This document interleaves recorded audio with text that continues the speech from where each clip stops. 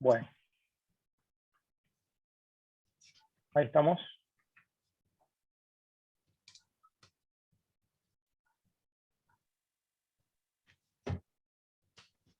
Bueno, vamos a empezar la clase de hoy, en teoría abordando ya lo que es materia de la última unidad. Entiendo que esto en algún punto de esta unidad se complementa con lo que Juan José iba a colgar en el aula, que es lo relativo a los métodos alternativos de resolución de conflictos, que era lo que había quedado también pendiente de la clase, o de una de las clases pasadas. No sé si está subida esa grabación, Juanjo, o se va a subir hasta el fin En de semana. relación a los puntos que habíamos dividido con Ale, yo Sí, había pasado un video sobre bien, ya lo tres de pasaste el video. los métodos alternativos que estaban disponibles, sí. Bueno, perfecto. Sí, sí, está subido Entonces ese video en el campus. bueno, muy bien, entonces. Bueno, hoy vamos a ingresar ya entonces a lo que es la última unidad, que es donde empezamos hablando de ya de lo concreto, lo que tiene que ver con el proceso penal juvenil en la provincia de Tucumán. Vamos a ver en la clase también, y hacia el final de la clase, lo que es el circuito del proceso penal juvenil, que un poco van a ver los dispositivos que hemos visitado ayer, para quienes han tenido la posibilidad de ir, para poder concretar un poco lo que vimos, ¿no es cierto? Y en base a la dinámica que hemos podido contarles y que han escuchado por parte de los directores de cada uno de los dispositivos, de qué función cumplen. Y ahora vamos a poder ver en qué etapas del proceso interviene el CAT, que ustedes ya lo saben, pero también lo que tiene que ver con el Instituto Roca y el Goretti, donde fuimos. Nuestro Código Procesal Penal ha incorporado dentro de lo que es la reforma que se ha hecho el año pasado, ¿no es cierto? Ustedes saben que tenemos un Código Procesal nuevo, que es la Ley 8.933, que si entran a la página del Poder Judicial, que es justucumán.gov.ar, pueden bajar la última versión, la versión actualizada del Código Procesal Penal. Ahí van a encontrar entonces, dentro del título quinto, que empieza a partir del artículo 393, lo que son reglas especiales del proceso penal, estamos hablando, para niños, niñas y adolescentes. Sí, cabe destacar como una cuestión para que la sepan, digamos, que la mayoría de las provincias argentinas cuentan con una legislación procesal penal juvenil. La mayoría la tienen por separado el Código Procesal Penal, no es el caso de Tucumán. Tucumán, junto con Chubut, han optado por por introducir dentro del código, o por prever dentro del código, reglas especiales para niños, niñas y adolescentes, en esto de pensar al proceso penal como una sola cosa, y de que entonces estas reglas diferenciadas estén previstas dentro del mismo digesto, ¿no? Cosa que ya es cuestión de gustos, porque hay gente que le gusta más, otra que no le gusta tanto, hay otras que hablan de que un régimen procesal autónomo es mejor, sería más positivo. Yo creo que por un lado tal vez sí, quizás porque nos permitiría regular de manera más pormenorizada y detallada todo lo que tiene que ver con el proceso penal. Acá vemos que hay una aplicación directa del resto del Código Procesal, porque en estas reglas tenemos establecidas pautas, pero no tenemos soluciones a todas las cuestiones que se plantean. Entonces, constantemente tenemos que pensar en una remisión hacia el Código de adultos, le llamemos así. De todas maneras, como lo hemos venido viendo hasta acá y concluyendo, lo más importante no son las normas, que podríamos decir que a nivel internacional sobran normas. Podemos decir que desde la Convención de los Derechos del Niño, las reglas de Beijing, las directrices de Riad y todo el corpus juris nos dan un montón de pautas que nos permiten trabajar desde el principio de especialidad con o en el marco de un proceso penal juvenil. O sea que eso en principio no nos tiene que causar ningún problema. Lo importante son en definitiva las prácticas que los operadores llevemos a cabo. Hay la clave, creo que de lo que venimos concluyendo en otras clases, es que la diferencia la marcan los operadores. Obviamente, a partir de la existencia de organismos especializados, que dijimos que no necesariamente tenían que ser los jueces, sino que también necesitamos un Ministerio Público Fiscal como órgano acusador especializado y asimismo una defensa especializada, ¿sí? que no solo tiene que ver con la existencia de una Defensoría de Niñez, porque como ustedes saben, la Defensoría de Niñez cumple un rol pupilar, es guardián del orden público establecido para los niños, niñas y adolescentes en todos los procesos civiles y penales, sino lo que necesitamos son, más que nada, defensores técnicos con una mirada especializada para que puedan, de alguna manera, plasmar en el proceso esos derechos y garantías de los cuales hemos hablado en otras clases, ¿no es cierto? Los que ustedes ya tienen vistos, aprendidos, o cuentan con material dentro del aula para estudiarlos. Entonces, ¿qué les puedo decir como una cuestión importante e introductoria dentro de lo que dice nuestro Código Procesal Penal en cuanto a estas reglas especiales para niños, niñas y adolescentes? Algunas cuestiones importantes es que en el artículo 393, que es el primero de las reglas, se establece esta cuestión de que integran el código, o así lo soslayó o quiso enfatizarlo el legislador, al decir que forman parte de este código todos los derechos y garantías previstos en la Constitución Nacional, en la Convención de los Derechos del Niño, en las directrices del RIAD y en las reglas de administración de justicia de menores, digamos, de la ONU, que son las conocidas como reglas de Beijing. Entonces, si bien les diría, aunque no lo diga el código, obviamente, toda esa legislación que acabo de mencionar les rige para toda la Argentina, es muy importante y positivo que el código haga hincapié, digamos, sobre esta cuestión para que siempre que se tome una decisión en un proceso penal juvenil en la provincia, se tenga como norte de la brújula esto. O sea que lo que abunda no daña, y en definitiva es muy positivo que esté establecido expresamente en el código, ¿sí? Y esto a su vez también tiene que ser leído conjuntamente con el artículo primero del Código Procesal Penal, que dice, o que tiene como principio general, me permito leerlo, las garantías y derechos reconocidos en la Constitución, en los tratados internacionales con jerarquía constitucional y en la Constitución de la provincia de Tucumán, son de aplicación directa y prevalecen sobre cualquier otra norma de inferior jerarquía e informan toda la interpretación de las leyes y los criterios para la validez de los actos del proceso penal. Entonces, acá se termina de redondear un círculo perfecto, que hay un mandato general del legislador que rige todo el Código Procesal Penal e inclusive a los procesos penales juveniles, respecto a este respeto que debe existir de las convenciones y de los tratados internacionales que forman parte del bloque federal y constitucionalidad, y eso lo conjugamos entonces con el artículo 393 y tenemos realmente un frondoso y consistente corpus iuris para aplicar en materia de procesos penales juveniles. El código deja claro, obviamente, que estas reglas son de aplicación para personas menores de 18 años que resulten punibles, y a partir también, una de las cuestiones interesantes de nuestro Código Procesal Penal es que prevé lo que tiene que ver con cuestiones, o la participación, mejor diría, en los derechos, en los procesos penales juveniles de los adolescentes no punibles. ¿Por qué? Porque obviamente un adolescente no punible, podríamos decir que desde el punto de vista técnico no está en conflicto con la ley penal a partir de que el Estado ha decidido penar a los chicos que tienen 16 años o más, y a su vez no a todos los chicos que tienen 16 años por todo tipo de delitos, sino por discriminando, por así decirlo, determinados tipos de delitos, que son aquellos que son delitos de acción pública y que tienen una pena superior a 2 años.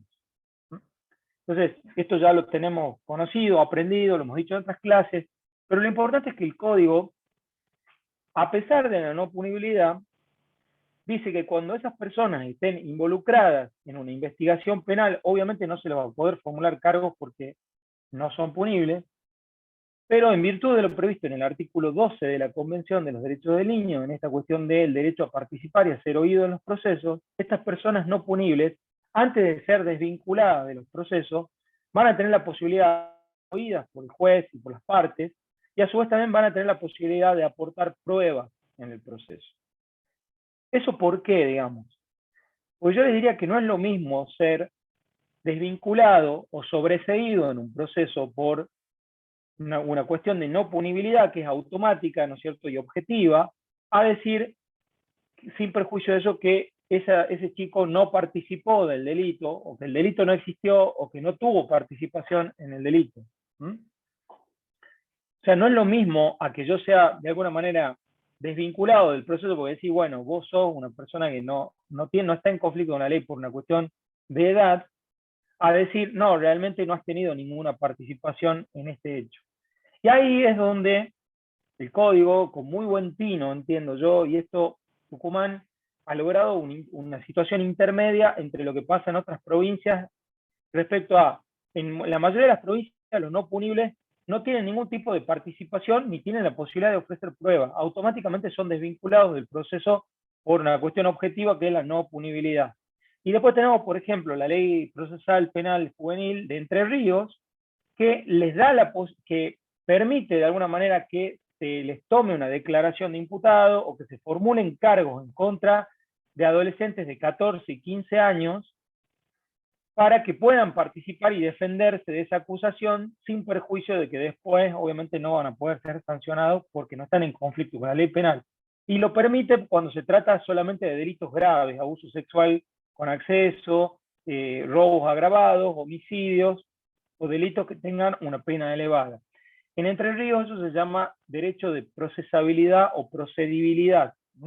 Nosotros no llegamos hasta ahí porque no permitimos que se les formulen cargos, pero sí les permitimos que participen y ejerzan esos derechos y garantías, ¿no es cierto?, de participación dentro de un proceso a pesar de ser no punible. Entonces Tucumán acá logró un equilibrio, les diría yo, entre esto de subestimarlo al chico en algún punto desde el punto de vista procesal, estoy hablando, sacarlo del proceso desde el primer momento, no permitirle ningún tipo de participación, y entre lo que pasa en Entre Ríos, donde ya hace poco un fallo de la Corte de la Nación de alguna manera cuestionó eso y anuló la posibilidad de que suceda, de que se tome, de que se formule cargos en contra de estas personas de 14 y 15 años, aún intentando reconocerles de esa manera derechos. Hay un artículo escrito por el doctor Barbirotto sobre este tema. Después, si Vero me hace acordar o les interesa a alguno de ustedes, se lo puedo facilitar como material que aborda y ahonda ese tema, pero no los quiero confundir, ¿sí?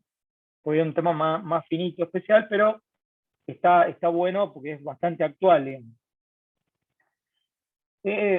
Otra cuestión especial tiene que ver con la distinción que hace el Código Procesal Penal a partir de lo que considera medidas proteccionales, medidas socioeducativas y medidas de coerción. Entiendo que ese es un tema que iba a tocar Juan José. ¿Es así, Jojo? Sí, perdón que interrumpa. Sí, lo iba a preparar, iba a armar un video para pasarles mañana a los chicos, pero no sé si quieres ir adelantándoles algo, como vos prefieras. Yo quería hacer Sí, algo más puedo hacer la profundo. introducción a eso, y la idea, chicos, es que la verdad que la unidad es muy larga y Sí, voy a tratar de darla lo más rápido posible porque entiendo que después van a surgir dudas.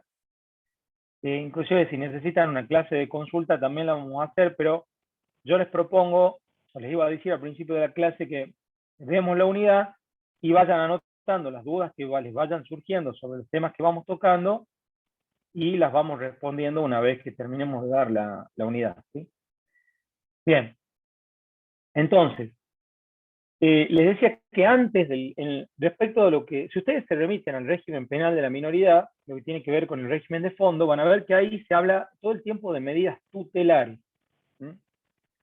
Y vemos que a partir del nuevo paradigma sentado por la Convención de los Derechos del Niño y la Ley de Protección Integral, esas medidas tutelares empiezan a desvirtuarse, ¿no? Porque de pronto, cuando un chico cometió un delito, o no necesariamente, el juez de menores, ese juez de menores que está establecido en el régimen penal de la minoridad, podía disponer de ese chico, aunque ese chico esté no necesariamente en conflicto con la ley, sino en alguna cuestión relacionada a alguna cuestión proteccional, cuando sea un peligro para sí o para terceros, y por ejemplo, por alguna situación de consumo, un juez directamente ordenaba la privación de la libertad en el Instituto Roca, donde ustedes han estado. Antes no existía el CAD. Como ustedes sabían en la visita, el CAD empezó a funcionar en septiembre del año pasado. Entonces, todos los chicos que eran recientemente aprendidos en lugar de ser derivados a ese centro de admisión y derivación, eran derivados y privados de la libertad en el Instituto Roca, por tiempo indeterminado.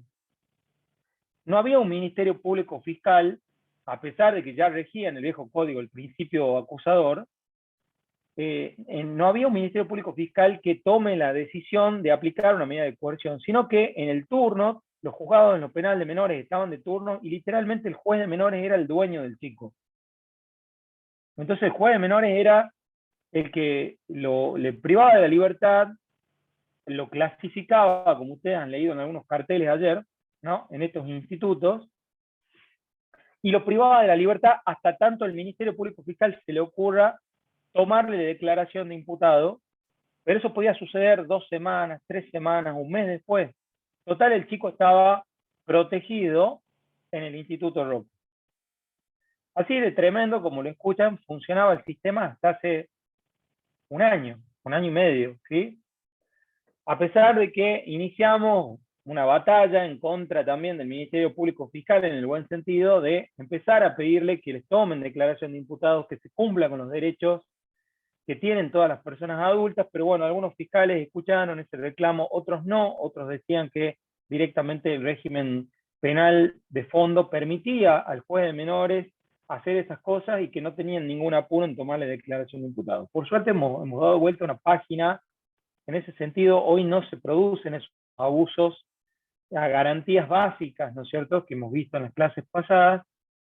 Entonces, vemos cómo el sistema hoy ya no habla de medidas tutelares, sino lo que hace es distinguir entre lo que son medidas de coerción, entre lo que son medidas proteccionales y lo que son medidas socioeducativas, que vamos a ver que cada una se aplica, pueden aplicarse conjuntamente o no, coincidir en distintos momentos del proceso, pero todo el tiempo tenemos que tener en la cabeza de que estamos hablando de 3 tipos de medidas distintas. ¿Bien? O sea que esa medida tutelar podríamos concluir que confundía lo proteccional, lo coercitivo y lo socioeducativo. Hoy no hablamos más de medidas tutelares y hoy está perfectamente distinguido estos 3 tipos de medidas.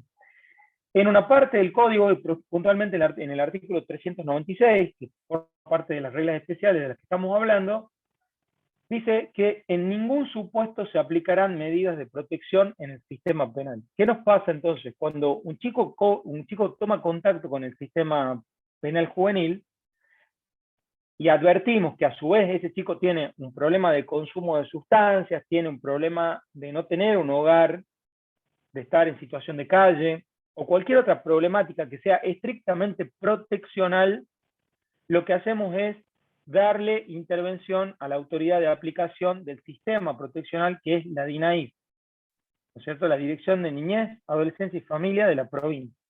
De esa DINAIF dependen los 3 institutos que hemos visitado ayer.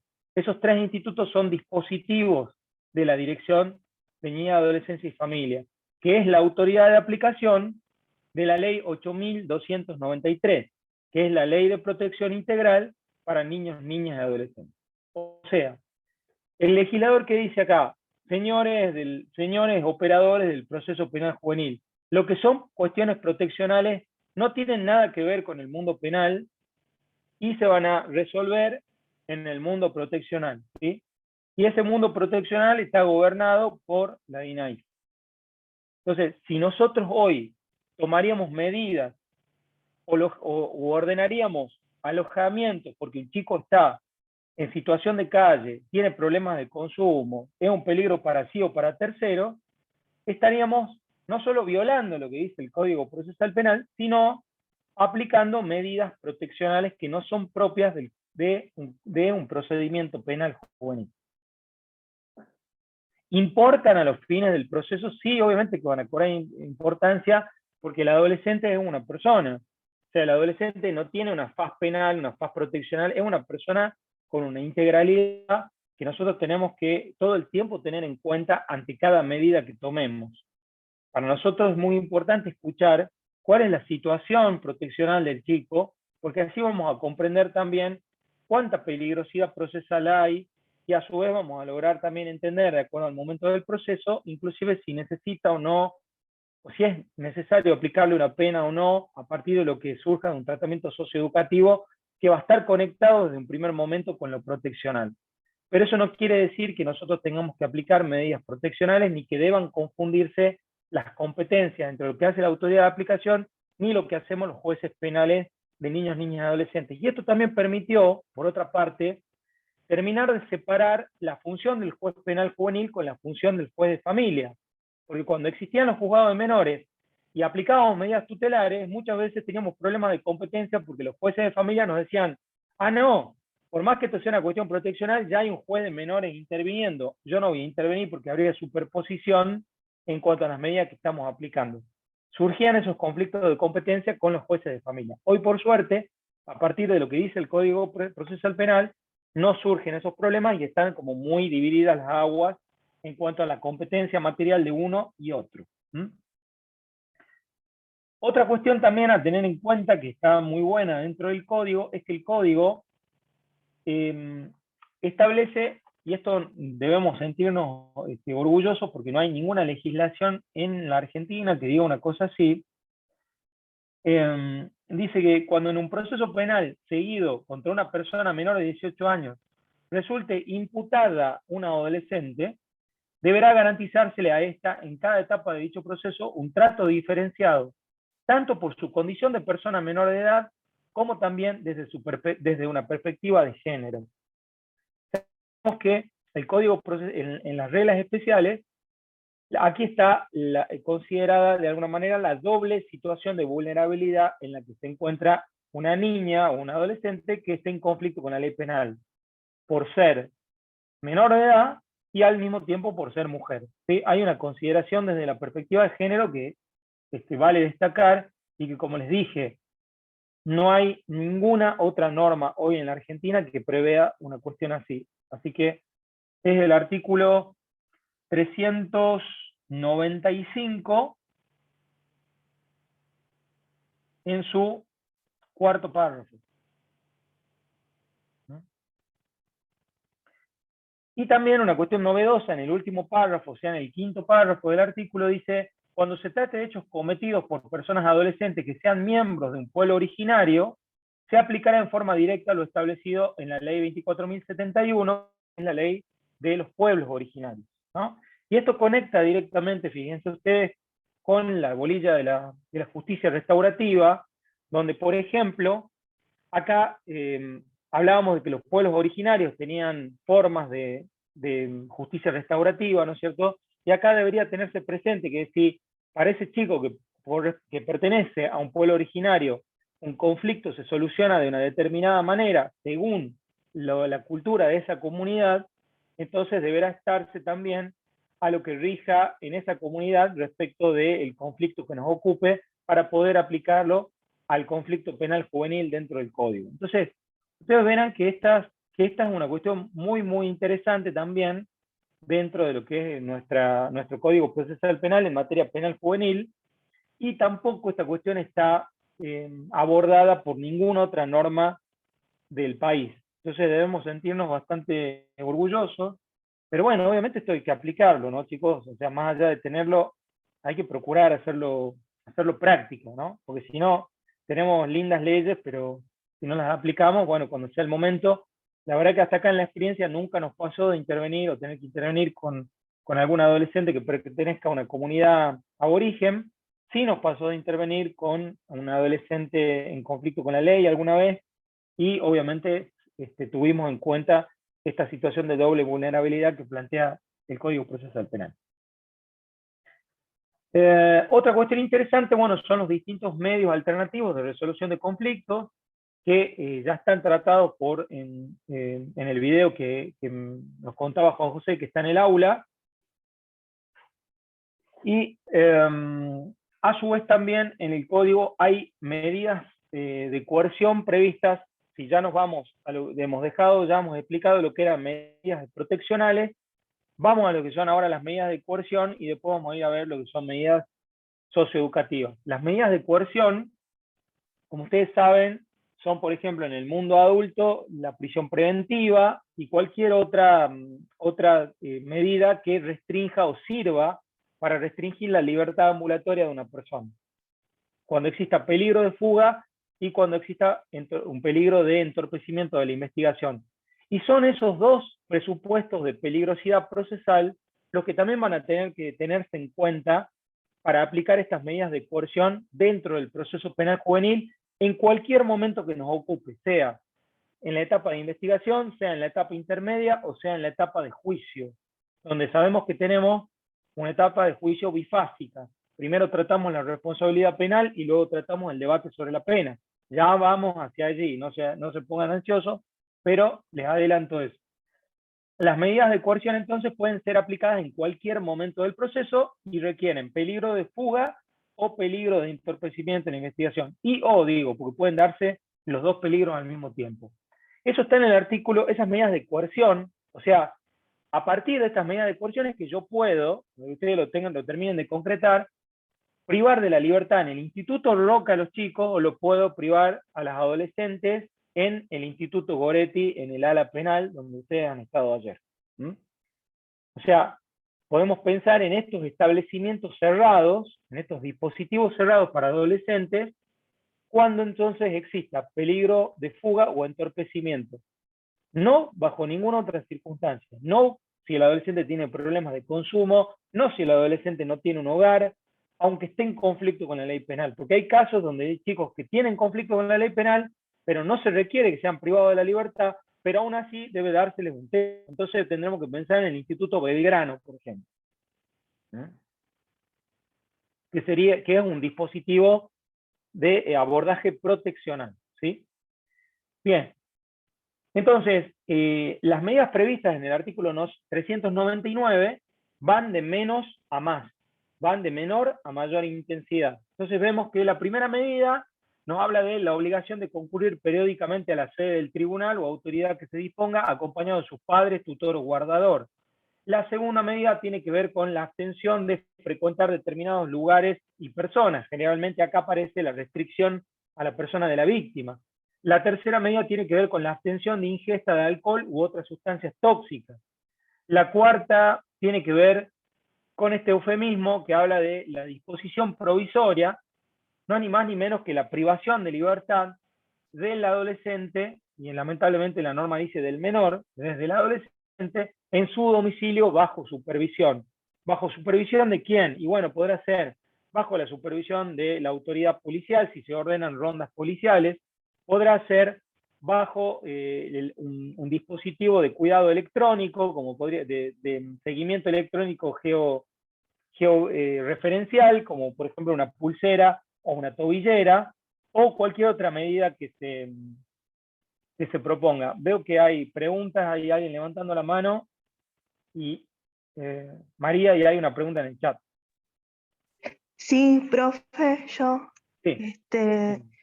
Cuando usted dice que los menores tienen problemas, o sea, a ver, me voy a No digo tratar los de menores. No, cuando hay un adolescente menor de 16 años que no es punible, ¿no es cierto? Consumiendo, por ejemplo, marihuana sería un delito de acción pública. Y cuando decimos que es no punible, no tiene entonces una acción de medida, como decía recién, porque no se lo toma como que tiene no es delito a ver cómo anoté acá para explicarle. No hay delito, María. Claro, no habría delito, claro, No hay eso delito. es lo que, No hay por delito. más que esté en la vía pública y si es menor de No hay edad, no hay delito. delito. No hay Porque delito. según lo que dice la Argentina, o sea, la ley, que no Porque son no nosotros tenemos punibles. una edad de Claro. punibilidad a partir de los 16 años y no para todos los delitos. Claro, entonces no hay delito. Hay un chico de 15 años que mata a otro. No sé, nos pongamos más drástico y en el peor de los delitos. No hay conflicto con la ley penal. Porque la ley penal O sea que, establece, no quiere decir que no existe un homicidio, ¿no? No estoy diciendo eso, estoy diciendo que no hay delito desde el punto de vista de la ley penal porque no hay una sanción prevista, porque no hay no está uno de los requisitos del delito, que es la antijuridicidad, en definitiva. Ujú. Bien, profe, gracias. No hay una conducta que riña con la ley, porque la ley dice que es no punible, ¿no? Bien, había una pregunta en el chat antes de seguir. No sé si... Dice, la obligación de... Bueno, ahí lo pegaron en el artículo 399, gracias, Juan José. Dice, a los menores se les pide, y dale con los menores, se les pide algún tipo de caución para su posterior liberación. Esto pregunta Diego. ¿Quién es Diego? Ah, ahí está. Bien, Diego, entre las, si leemos la letra del artículo, ¿no? No surge de la letra del artículo de las reglas tampoco, que que se pueda pedir caución, digamos, o suplir, digamos, la libertad, el encierro del adolescente con alguna caución, sea real, personal o juratoria. No funciona con esa lógica la libertad. Está bien tu pregunta, está muy bien, pero dentro de lo que son las reglas especiales y de lo que está previsto acá, directamente se trabaja con otra lógica, ¿no? Porque hay que entender, como dijimos en audiencia, ya te doy la palabra, como dijimos en pasada, el encierro dentro de un proceso penal juvenil, como medida de coerción, obviamente, es la última posibilidad, y si lo es por el menor tiempo posible. O sea, funciona con otra lógica la privación de la libertad, sin perjuicio de que los riesgos procesales son muy parecidos o los mismos que en el mundo adulto. Pero sin perjuicio de eso, la lógica de la aplicación de las medidas de coerción nunca debe perder de vista el principio de especialidad. Y desde el punto de vista del principio de especialidad, nos alejamos de esta cuestión de la negociación de la libertad, que sería este cambio, sería la aplicación de los distintos tipos de cauciones que conocemos. Ahora sí, Diego. Profe Álvaro. Álvaro, Profe, perdón. con respecto a esto, lo que usted estaba diciendo, la medida para la posterior liberación de un niño, niña o adolescente, ¿qué pasaría si hay peligrosidad de fuga? En esos casos, ¿se le otorga lo mismo por el principio de especialidad? Por supuesto que si leemos lo que dice el artículo, porque han puesto las opciones, el artículo dice, durante el proceso, o sea, en cualquier momento del proceso, y previa verificación de los extremos exigidos por el artículo 396, el artículo 396 es el que nos habla de la existencia del hecho y de la participación en el mismo, de la presunta participación, dice, el juez, a pedido del fiscal y con resguardo de derecho de defensa y debido proceso, podrá ordenar provisoriamente medidas de coerción personal que podrán consistir en, y ahí viene el menú del 1 al 6 que tienen copiado por Juan José en esa parte. Entonces, cualquier medida de coerción que se aplique en un proceso penal requiere de extremos de peligrosidad procesal que pueden ser el peligro de fuga o el entorpecimiento de la investigación. Entonces, respondiendo a tu pregunta, ¿se aplican si hay peligro de fuga? Sí, necesitamos que haya un peligro procesal. Se pueden, de acuerdo a la situación en sí que se esté dando en el proceso, veremos, en realidad, el Ministerio Público Fiscal será el que deba ver y peticionar al juez qué medida le cabe, digamos, al adolescente para lograr sujetarlo a proceso. La más blandita del inciso 1 o la más dura que la del inciso 6. Juan José levantaba la mano, no sé si quería decir algo. No sé si te parece que les copie la parte pertinente del 236 que habla de peligro de fuga y entorpecimiento, con la única salvedad de la pena en expectativa, que es lo que no jugaría, digamos, para el peligro de fuga. Sí, de todas maneras, la idea es no confundirlos ni ahondar más, pero en los presupuestos de lo que están dentro del capítulo de adultos, si lo querés pegar, Juan José, pegalo, total les queda ahí grabado en la clase que se está grabando. ¿Mm? son los extremos de entonces de peligrosidad procesal que son de aplicación al proceso penal juvenil también. No sé si María está levantando de nuevo la mano. Sí, profe, Bien, pasa que me queda la última duda. a ver, Es cuando decimos que el adolescente menor de 16 años no es punible, bueno, pasa a los 17 años ya.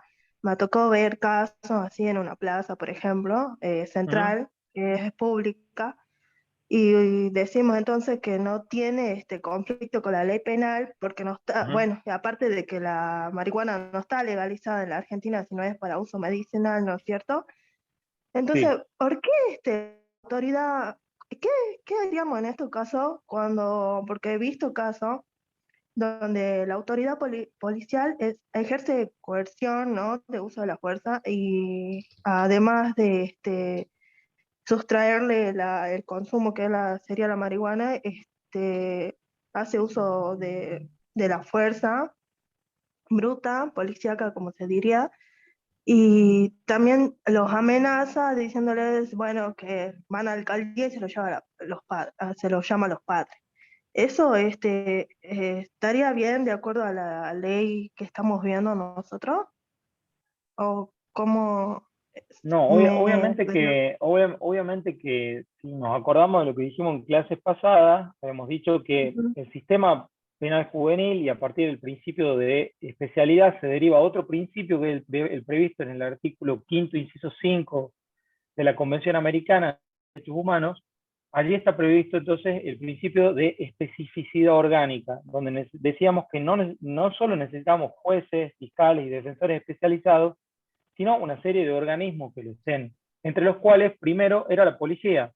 Nosotros pensemos que la policía es el primer órgano que tiene el contacto con el adolescente. Cuando el adolescente, y lo hemos dicho ayer en el CAT, me acuerdo, antes de que llegara al CAT, ¿con quién se encuentra el adolescente en la mayoría de los casos? Con la policía. Entonces, necesitamos que existan efectivos policiales, una fuerza policial especializada, y a su vez necesitamos también contar con algún dispositivo especializado que dependa del Ministerio de Seguridad, para que allí exista un personal especializado y sea el que intervenga preferentemente en los casos donde hay adolescentes en conflicto con la ley penal o que pueden estar cometiendo un presunto delito, o en este caso, vos me hablas de consumo, bueno, alguna situación conflictiva, digamos, en la vía pública, para que no existan estos abusos policiales de los cuales me hablas, María. ¿Entendés? Que son muy frecuentes, lamentablemente, pero son una realidad. Claro, y O sea, volviendo al suceden, tema, lamentablemente. sí. Entonces, en todo caso, porque sigue siendo menor de edad, es menor de 18 años, por ejemplo, con un adolescente de 17 años, Ujú. este, no, como dice que tendría que haber una organización especializada, entonces la policía no se lo puede, no lo puede retener, no se lo puede llevar, no, nada. O me equivoco. La policía no puede hacer nada, pero ahí interviene el CAD. Bueno, no sé si vos estabas ayer, María. No, yo soy de No. Salta. Ah, sos de Salta. Bueno, Mm, el CAD, digamos que es el Centro de Admisión y Derivación, mm, es un dispositivo proteccional de la autoridad de aplicación, donde estos adolescentes que están en cualquier estado, no solo de conflicto con la ley penal, sino probablemente en el medio nos demos con que están en una situación de vulnerabilidad, hace una recepción del adolescente, ¿verdad? Una admisión, por eso se llama centro de admisión, y una derivación.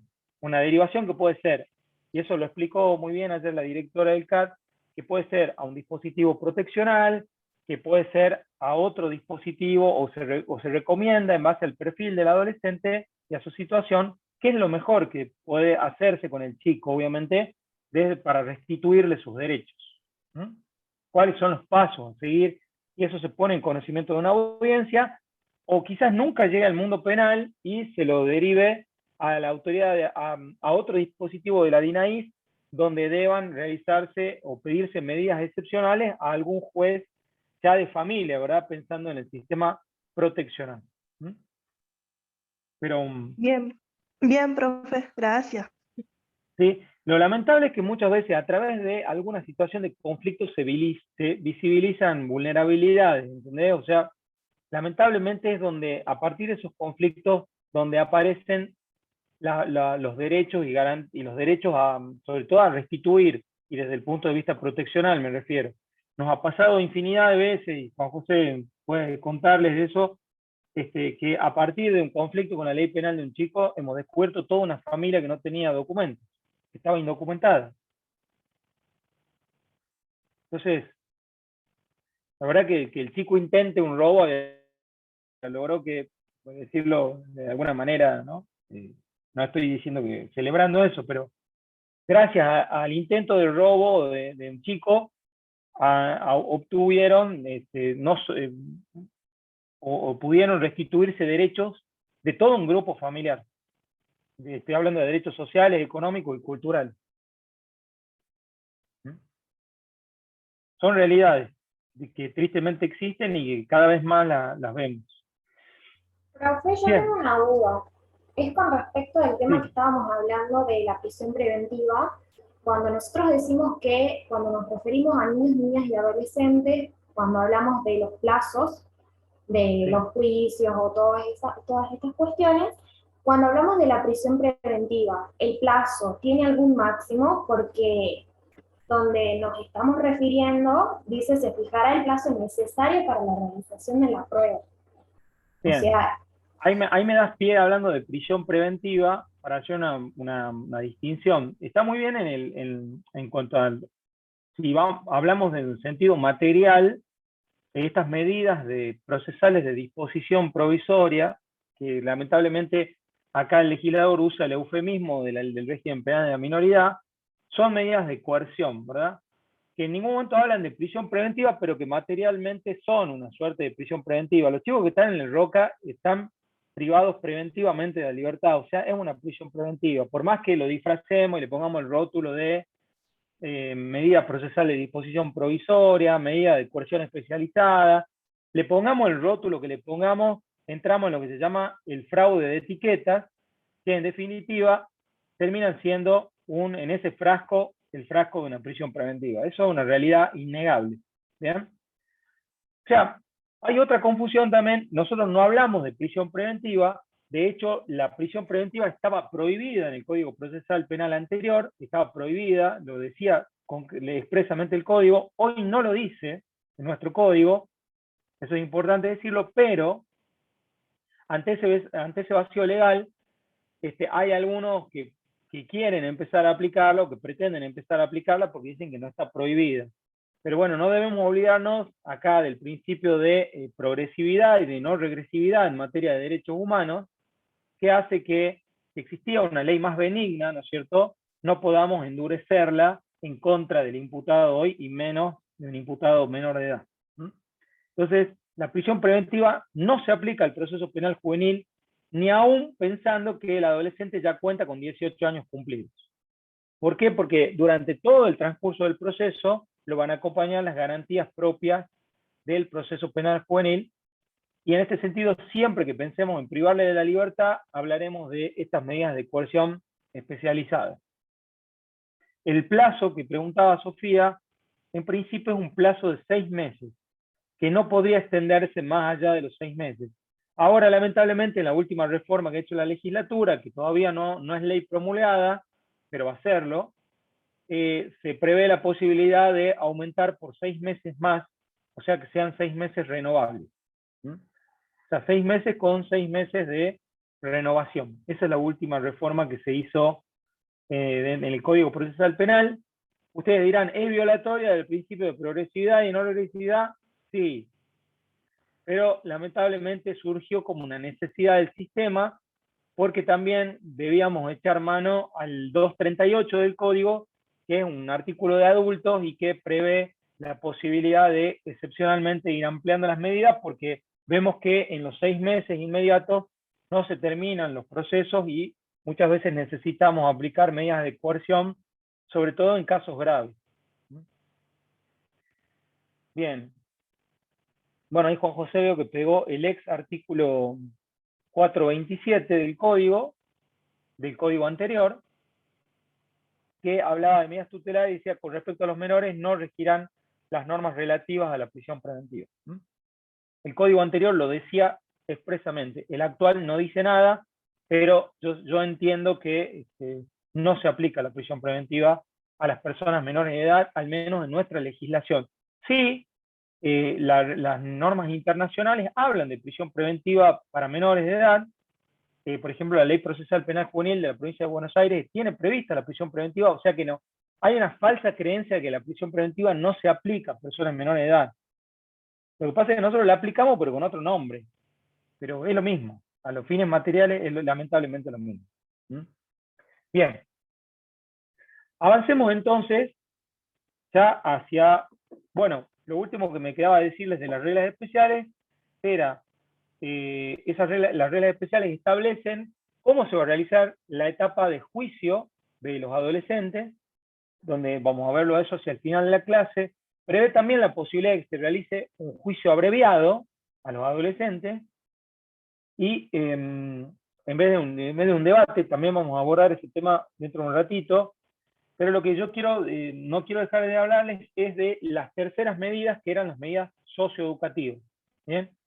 Habíamos hablado ya de medidas proteccionales que están fuera del ámbito penal, de medidas de coerción, que son estas del 1 al 6 que hemos visto, y ahora vamos a las medidas socioeducativas, que son las que tienen lugar a partir del considerar responsable a un adolescente en conflicto con la ley. O sea, no podríamos hablar de medidas socioeducativas si no contamos todavía con una sentencia que lo considere responsable penal al adolescente. Eso, ténganlo muy presente en base a lo que estamos hablando.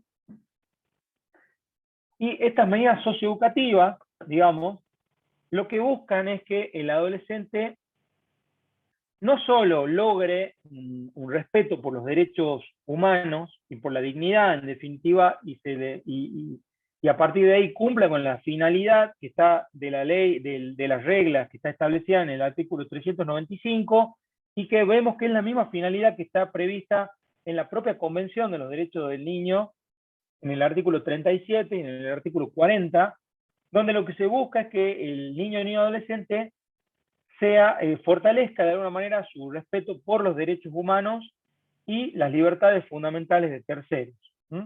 Promueva su reintegración en la sociedad y asuma una función constructiva dentro de la sociedad. Eso, digamos que sería como la finalidad general que se busca con la medida socioeducativa. Y a su vez también, en la medida de lo posible, se busca que el adolescente logre una implicancia subjetiva respecto del hecho que aconteció. O sea, que el adolescente logre desandar un camino para poder reflexionar sobre esa conducta en conflicto con la ley penal y logre llegar a otra conclusión distinta o decir, me equivoqué, ¿no? Más allá de poder haber asumido su responsabilidad objetiva del hecho, pero que pueda reflexionar acerca de lo que sucedió también. Y eso se logra, en teoría, o podría lograrse, a través de abordajes interdisciplinarios. O sea, en la justicia penal juvenil todos los actores deben actuar con perspectiva interdisciplinaria. Por eso la interdisciplina es tan importante para quienes hacemos justicia penal juvenil. Porque necesitamos los anteojos de otra persona para poder ver una realidad que por nuestra formación no somos capaces de ver. Y acá es dable distinguir también, no estamos hablando de informes periciales, ¿sí? Como sería cualquier pericia, una pericia psiquiátrica, una pericia con el marco de cualquier proceso, sino acá estamos hablando de un trabajo transversal con la interdisciplina. En este caso, la interdisciplina viene de la mano de la actividad de la autoridad de aplicación, porque es la autoridad de aplicación, la DINAIF, a partir de la responsabilidad penal del adolescente, la que va a tener que elaborar un plan primero y ejecutarlo después. Hablamos de un plan socioeducativo o de medidas socioeducativas, donde entre esas finalidades de las que hablábamos, esté, por ejemplo, lo que tiene que ver con las disculpas que el adolescente pueda ofrecer a la víctima, pensando en lo que es la justicia restaurativa, en que el adolescente pueda adoptar un oficio o profesión, por ejemplo, que el adolescente pueda de alguna manera realizar trabajos que lo ordenen en su vida, de acuerdo a su desarrollo físico, dice la ley, y a su capacidad, y también realizar trabajos de prestación de servicios a la comunidad, que acrecienten su desarrollo físico y su capacidad, también en este sentido, y a su vez estas medidas socioeducativas son consideradas, no son solo yo diría que son una moneda de dos caras, porque son un derecho que tiene el adolescente de seguirlas y de cumplirlas, y a su vez también son una carga procesal o una obligación que se pone sobre las espaldas del adolescente. Entonces el adolescente tiene el derecho de cumplirlas, pero también tiene la obligación de cumplirlas. Y si no las cumple, tendrá una consecuencia que será una mayor probabilidad de que se le aplique una pena dentro de un proceso. O sea, el proceso penal juvenil depende para que se aplique pena, depende del resultado de una medida socioeducativa o de las medidas socioeducativas. Entre otras cosas, obviamente que también vamos a tener en cuenta la gravedad del hecho y la modalidad en la que se cometió el hecho. No quiere decir que porque estemos frente a un tratamiento socioeducativo exitoso, pero a su vez se trata de un hecho grave, el adolescente tiene asegurado que no se le aplique pena. Ni tampoco que exista un delito leve, o sea, pensando en un hurto agravado, pero que porque tratarse de ese delito, de un delito leve, no le vamos a aplicar pena si estamos en presencia de un tratamiento socioeducativo que no ha sido exitoso. O sea, es una confluencia de factores y de circunstancias las que se tienen en cuenta al momento del debate sobre la pena, que es el último momento del juicio, y es allí donde adquiere plena relevancia, digamos, esta finalidad socioeducativa y el resultado que arrojen los informes finales del tratamiento socioeducativo que siguió el adolescente. ¿Me siguen hasta ahí en esto?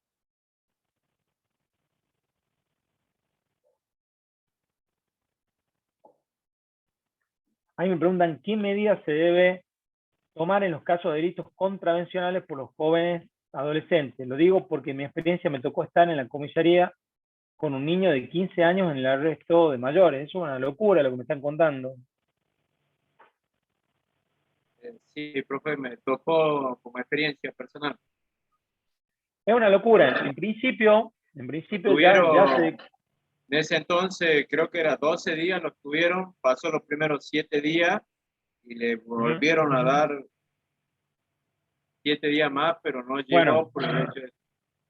Eso es totalmente inconstitucional. De hecho, lo que es materia de contravenciones policiales no se aplica a las personas menores de edad, por empezar. Por la falta de...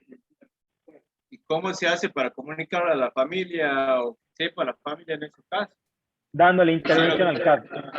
Dándole la fuerza, la fuerza tiene el deber de ponerlo en conocimiento del Ministerio Público Fiscal y a su vez, obviamente, si no tratándose de un delito, sino de una contravención, automáticamente debe darle intervención al centro de admisión y derivación. O sea, ustedes ven de importante que es el centro de admisión y derivación porque es el embudo donde confluye todo adolescente que tenga un problema o una situación conflictiva, sea delito o no sea delito.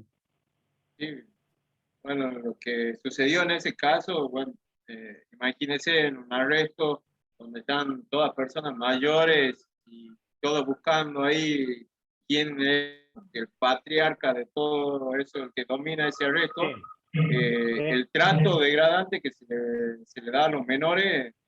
No, es que los adolescentes no pueden permanecer, y eso es otra cosa que me das pie para que les diga, les cuente, que otra cosa interesante que dicen las reglas especiales es que no pueden permanecer en comisaría. ¿Ya? Pueden ser llevados por el menor tiempo posible a los fines de la redacción de un acta o de cualquier medida, o inclusive para dar la intervención al Ministerio Público Fiscal, pero por el menor tiempo posible y ser derivados al CAT automáticamente. Profe, ahora sí. Una consulta. En esos casos, ¿qué se le haría al funcionario público, en ese caso al agente policial, que determinación de alojar ahí. Obviamente va a ser pasible de sanciones. Hay un incumplimiento a los deberes de funcionario público. Sí, porque muchas veces en los famosos delitos contravencionales ni siquiera avisan por qué lo detienen a uno. Y más en tu caso, a los menores que a veces se lo encuentran generalmente en una esquina, ya sea drogándose o consumiendo algún tipo de estupefaciente, llegan de imprevisto, lo suben a la camioneta, lo terminan alojando en comisaría y bueno, nadie es un abogado y mucho menos las personas que a veces están en conflicto con la ley, no están sabiendo ese punto de vista que no pueden ni siquiera permanecer en la comisaría. Así es. Perfecto, bien, ahí hay una pregunta de Damián. Hay una pregunta de Damián que dice, ¿las medidas entonces se aplican solo a menores de edad punibles o también a menores de 16? Obviamente que a menores de edad punibles. Porque si no, no estamos en conflicto con la ley penal. O sea, estamos dentro del sistema proteccional. Cuando estamos por debajo de los 16 años, estamos dentro del sistema proteccional, aunque el chico haya cometido un ilícito, ¿sí? Sea de la gravedad que sea. ¿Se acuerdan ustedes, por ejemplo, del caso de no hace mucho tiempo, que era un chico de 13 años manipulando armas, que fue un caso que se mediatizó a nivel nacional, que escandalizó a la sociedad argentina? ¿Sí? Hasta Chiche Hellblum me llamó un día por teléfono de la radio. ¿En serio? Por el caso, o sea, estaban muy interesados en el caso. Fue un caso que escandalizó a la sociedad. Fue muy fuerte ver las imágenes del chiquito amenazando con armas en la mano y disparando al aire. Bueno, ese caso es un caso proteccional. No pudimos hacer nada en ese caso, pudimos hacer algo contra el padre, en realidad, pero no por el delito que está cometiendo el hijo, porque si no violaríamos el principio de personalidad de la pena, sino más que nada porque el padre había desobedecido judicialmente la orden de un juez de familia, el chiquito estaba aislado con COVID y lo había sacado del dispositivo en el que estaba, que era un dispositivo proteccional, era el hogar Belgrano. Pero desde el punto de vista penal no se pudo hacer nada por la situación etaria, ¿sí? Por la edad. Ahí Juanjo les pegó esto de que en ningún caso, en el 233, en ningún caso el adolescente podrá permanecer en una comisaría o dependencia policial. Eso está en el artículo 233, porque el artículo 233, en su inciso quinto, regula todo lo que es la aprehensión de personas menores de edad en conflicto con la ley. Entonces ahora, sí, ahí la veo Lucía. Lucía.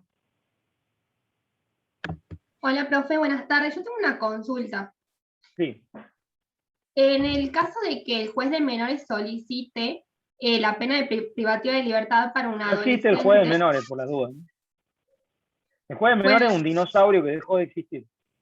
¿Cómo se le llamaría en este caso? Juez penal de niños, niñas y adolescentes se llama en Tucumán. Bien.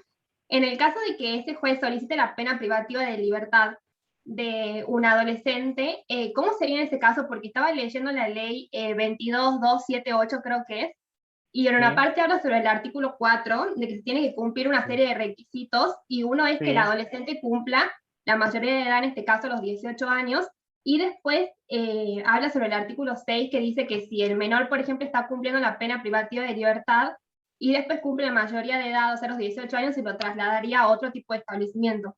O sea, como que me entiendo esa parte, porque siento que se contradicen. Sí. Claro, porque si lo lees en clave tutelar, lo vas a entender. Si lo ves en clave del nuevo sistema y del sistema de protección integral, básicamente no lo vas a entender o lo tenés que traducir y entenderlo en otro sentido. Pues fíjate que ahí, cuando la ley, en esto que decíamos, que desde el punto de vista tutelar, que es el paradigma, digamos, del régimen penal de la minoridad, hablamos de la privación de la libertad por cuestiones proteccionales, por cuestiones socioeducativas o por cuestiones coercitivas, ahí prevé como posibilidad que el adolescente esté privado de la libertad y que al momento de fijársele pena se lo derive a otro establecimiento, ¿no? Entonces, en ese sentido, tenemos que distinguir, o estamos obligados a distinguir, para poder entender o traducir y aplicar después con posterioridad lo que dice, lo que pueda ser aplicable de ese régimen a la nueva realidad. Por eso yo digo que el fallo Maldonado, que creo que lo tienen como material del aula, ¿verdad? El fallo Maldonado es el que salvó al régimen procesal, al régimen penal de la minoridad, lo salvó para que sea interpretado de una determinada manera, porque si es interpretado literalmente como vos estás, por ejemplo, advirtiendo, o advirtiendo bien, digamos, sería totalmente inconstitucional.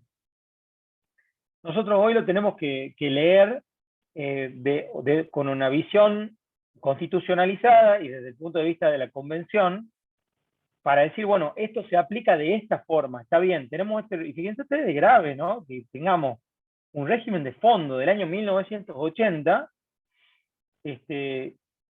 con todo lo que pasó en el medio desde entonces, y tengamos que traducir, porque es todo un desafío, aplicar una ley a medias, digamos, o aplicarla desde otro lugar, o teniendo en cuenta otros derechos, que por suerte existen, digamos, tenemos las herramientas legales, pero la elaboración y el desafío es mayor porque no tenemos una ley que nos dice al pie de la letra todo lo que hay que hacer, sino lo que tenemos que ir haciendo, pero a su vez teniendo cuidado de no equivocarnos o de no volver a un viejo paradigma.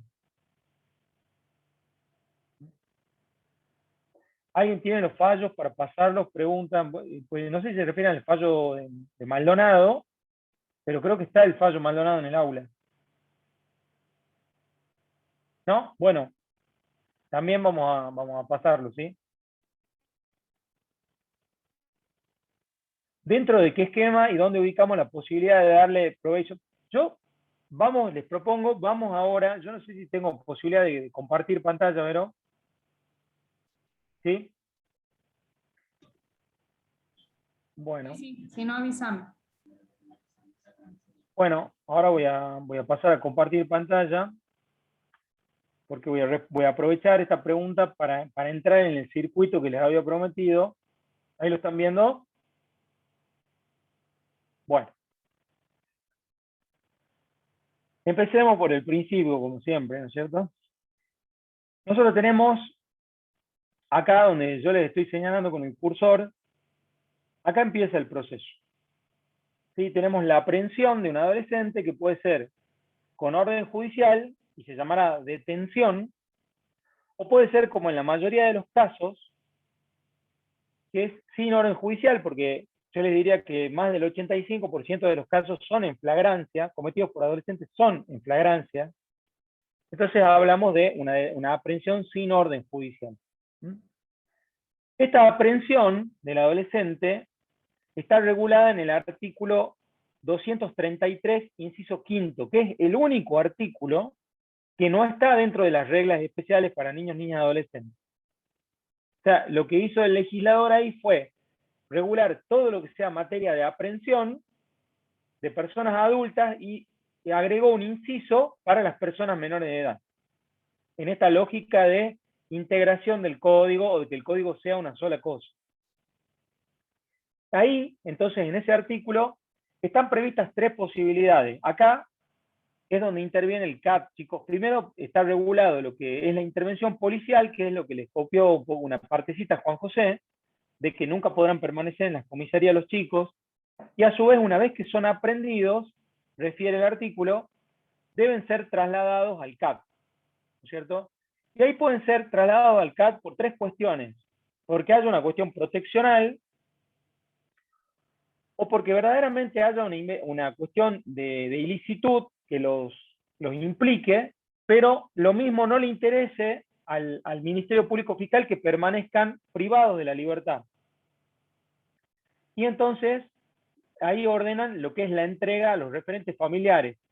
hay obviamente una investigación penal que los implica, pero el Ministerio Público Fiscal podrá llamarlos a declarar, a una audiencia, podrá pedir una audiencia días después, no necesariamente en el plazo de 24 horas, porque no están privados de la libertad.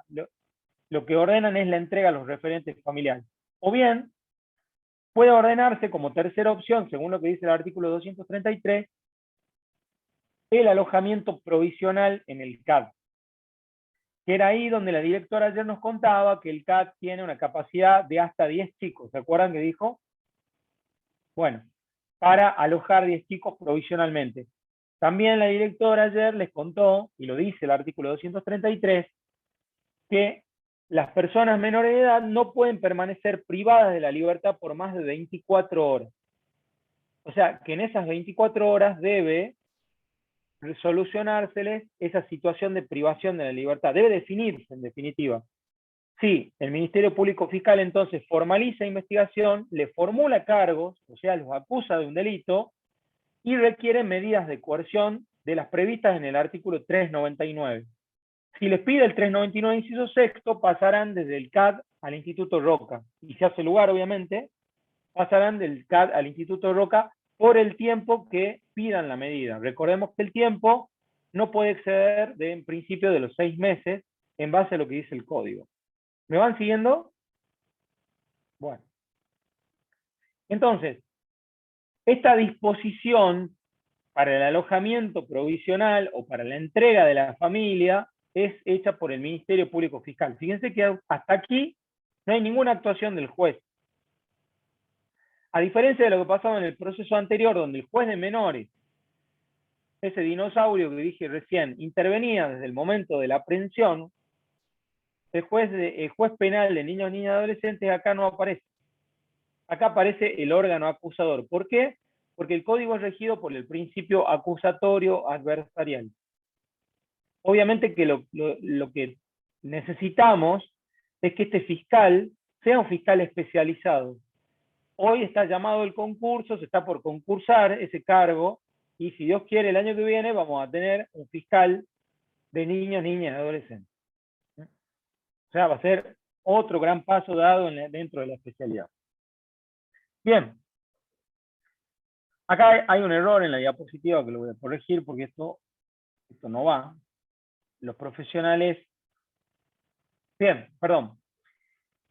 Sigamos. El Ministerio Público Fiscal entonces ordena que ese chico sea aprehendido y quede en el CAD, ¿no? O dentro de esta aprehensión acá, perdón, el Ministerio Público Fiscal, al momento de ordenar la aprehensión y el traslado al CAD del chico, sin perjuicio que después se le entrega a la familia o quede alojado por 24 horas, en ese momento el Ministerio Público Fiscal debe darle aviso a la defensa técnica, que va a ser la Defensoría Oficial Penal de turno, a la Defensoría de Niñez, Adolescencia y Capacidad Restringida de turno, y al juez penal de niños, niñas y adolescentes de turno. ¿Mm? O sea, ¿esto para qué? Para que las defensas y el propio juez de garantía sepan que hay un adolescente privado de la libertad desde tal hora y que está alojado en el CAD. Entonces a nosotros nos llega, como jueces de turno, en el provisto que tenemos, un aviso del Ministerio Público Fiscal que nos dicen que a tal hora un chico fue privado de la libertad en el CAD. Y ya sabemos que desde ahí está corriendo el reloj para que se solicite una audiencia dentro de esas 24 horas para decidir la situación del chico. O puede que antes de eso el Ministerio Público Fiscal diga no voy a formularle cargos, voy a optar por alguna salida alternativa al conflicto. Entonces, ahí también está la posibilidad de lo que llamábamos una remisión fiscal dentro del conflicto. Supongamos que eso no suceda, que estas vías alternativas de resolución de conflictos, que están acá con rojo, que pueden no prosperen, ¿verdad? Por algún motivo, en esta instancia del proceso. Entonces, esto no va tampoco acá, no los quiero confundir. Entonces, si no prospera alguna vía alternativa de resolución de conflicto previo a judicializarlo el conflicto, lamentablemente nos vamos a una audiencia de formalización de la investigación penal, donde en esa audiencia se le formulan cargos al adolescente, o sea, se lo acusa del delito y pueden pedirse medidas cautelares. Esas medidas cautelares son las famosas, de acá lo voy a corregir en vivo, medidas de coerción, ¿ok? Esas medidas de coerción son las del 399, o sea, desde este momento del proceso, una vez que se le formaliza la investigación en contra del adolescente y se le formulan los cargos, ahí entonces en esa audiencia, que es la primera audiencia, el primer contacto con el juez que va a tener el adolescente, se pueden pedir medidas de coerción, del artículo 399. El proceso sigue. A partir de ahí empiezan, digamos, el proceso, y el proceso sigue con diligencias de la investigación penal, se cierra la investigación penal, y acá, digamos, el Ministerio Público Fiscal tiene dos caminos. Tiene el camino de requerir el sobreseimiento del adolescente porque hay alguna certeza negativa, tienen la seguridad que el adolescente no cometió el delito, por ejemplo, entonces dicen, no lo voy a llevar a juicio porque en realidad el adolescente es inocente. O, por el contrario, requiere lo que se llama la apertura a juicio, que se realiza a través de esta audiencia de etapa intermedia que se llama audiencia de control de la acusación. Y acá voy a contestar la pregunta de la compañera que decía hasta qué momento o en qué momento se podía solicitar una probation. La probation se puede solicitar desde el momento de la formulación de cargos, que es esta audiencia donde se abre la investigación penal preparatoria, o se formaliza, mejor dicho, hasta este momento, que es el de la audiencia de control de la acusación y se requiere el juicio. O sea, desde el comienzo hasta esta etapa intermedia, podemos pensar en la aplicación de cualquiera de las salidas alternativas al conflicto penal de las que habló Juan José en el video y que hemos visto en la clase. Lo que sea una remisión, lo que sea una probation, lo que sea una mediación penal juvenil, cualquiera de esas salidas pueden pensarse desde que comienza el proceso hasta el momento de la etapa intermedia del proceso. Una vez que pasamos a la etapa de juicio, ya no podemos aplicar salidas alternativas al proceso penal juvenil. ¿Sí? Ahí, hasta acá viene clara la cosa, ¿lo van entendiendo? Sí, Leonel. Sí, profe, disculpe, si puede explicar la parte de la etapa, o sea, cuando se cierra la etapa de investigación preparatoria, en adelante, si es que puede explicar brevemente. Se cierra la etapa de investigación, se cierra la etapa de investigación y el ministerio tiene dos caminos. Puede o requerir el sobreseimiento o puede requerir la apertura a juicio del proceso. El sobreseimiento va a implicar, obviamente, la desvinculación del adolescente de la investigación penal y que se archive la causa. ¿Sí? Mientras que la apertura a juicio va a ser lo contrario. El hecho de que el Ministerio Público Fiscal diga, bueno, hay sospecha o hay evidencia suficiente para considerar que este adolescente es culpable. Entonces lo llevo a juicio, porque en un juicio se tendrá que determinar si es culpable o es inocente, si es absuelto o es condenado. En esta etapa hablamos de sobreseimiento, después vamos a hablar de absolución. ¿Bien? ¿Se entiende? Sí, profe, perfecto. Gracias. Bueno, vamos entonces a otro punto de la unidad, que es donde ya hablamos de la etapa de juicio. ¿Bien? El proceso penal juvenil tiene una etapa doble o una etapa bifásica obligatoria.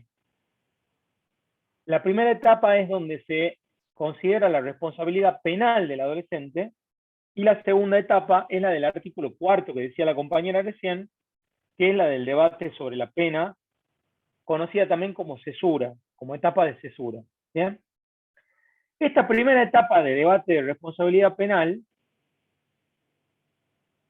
puede prescindirse de alguna manera con el juicio abreviado, ¿sí? O la etapa de juicio de alguna manera puede ser por un juicio de debate o por un juicio abreviado. A partir de cualquiera de los dos procesos podemos lograr que el adolescente sea declarado responsable penal del delito. Lo que nunca puede pasar en esta etapa es que al adolescente se lo condene con una pena.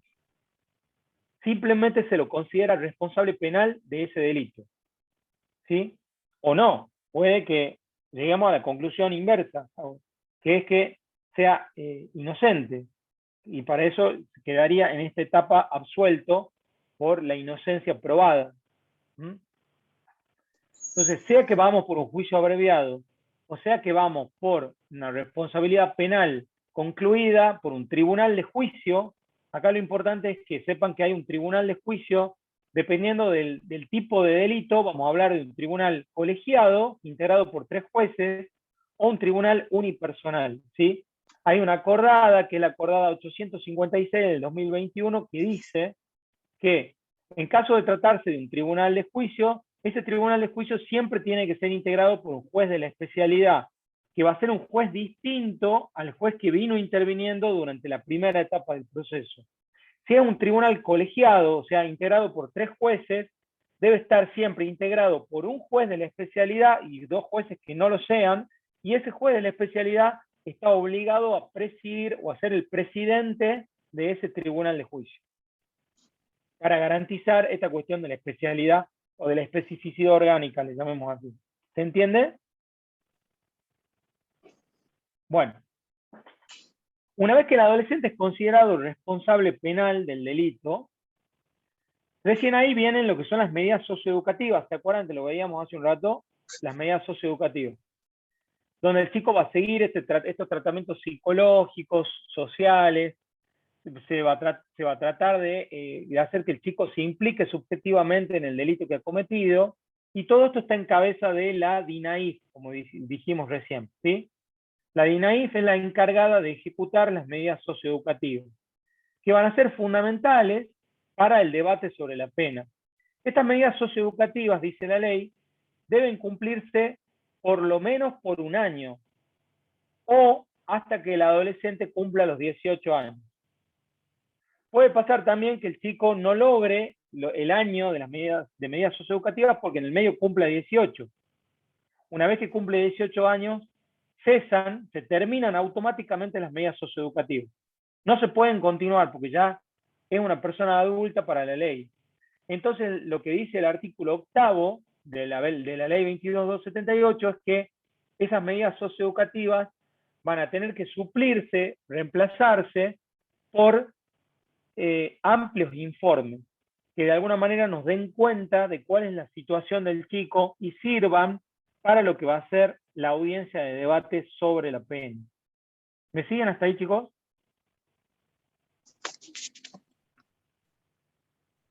Bueno, y viene esta última audiencia, que es la segunda fase, por eso hablábamos en la etapa bifásica, del juicio de adolescentes, o que se llevan contra personas adolescentes. Y acá introduzco lo que decía la compañera, de lo que decía el artículo que leía o tenía a mano, el artículo 4º del régimen penal de la minoridad, que les dije que debe ser leído en clave del sistema de protección integral, ¿sí? Entonces, la audiencia de debate para que se realice la audiencia de debate sobre la pena, necesitamos que se cumplan 3 requisitos. El primer requisito es que el adolescente ya tenga 18 años cumplidos, o sea mayor de edad. El segundo requisito es que haya sido considerado responsable penal previamente. Y el tercer requisito es que haya llevado adelante un tratamiento socioeducativo, y de no haberlo podido llevar adelante tengamos estos amplios informes que suplan o reemplacen ese tratamiento socioeducativo. Son los 3 requisitos que necesitamos para que el adolescente pueda participar de esta audiencia, para que esta audiencia pueda realizarse, esta audiencia de debate sobre la pena o de cesura. Y acá tenemos 3 posibilidades cuando se lleva adelante esta audiencia. La primera posibilidad es que, en virtud del tratamiento socioeducativo y de la modalidad del hecho, como dijimos, el juez diga: el adolescente no necesita una pena, pueda prescindirse de la necesidad de pena. La segunda posibilidad que le da el legislador al juez es disminuir la pena de ese delito a la de la escala de la tentativa. En esto de pensar que el adolescente, como lo dice el fallo Maldonado, tiene una menor culpabilidad, debe tener un tratamiento diferenciado al de los adultos, y en ese sentido esos principios deben reflejarse en la pena que se le aplica al adolescente. Entonces, la misma pena que yo le aplico a un adulto no le puedo aplicar a un adolescente, aunque estemos hablando del mismo delito. ¿Sí? Y la tercera opción es aplicarle la pena que corresponda, pero también teniendo en cuenta estos principios, sin perjuicio de que no le aplico la disminución de la escala de la tentativa, pero sí le termino aplicando una pena menor a la que le hubiese correspondido a un adulto.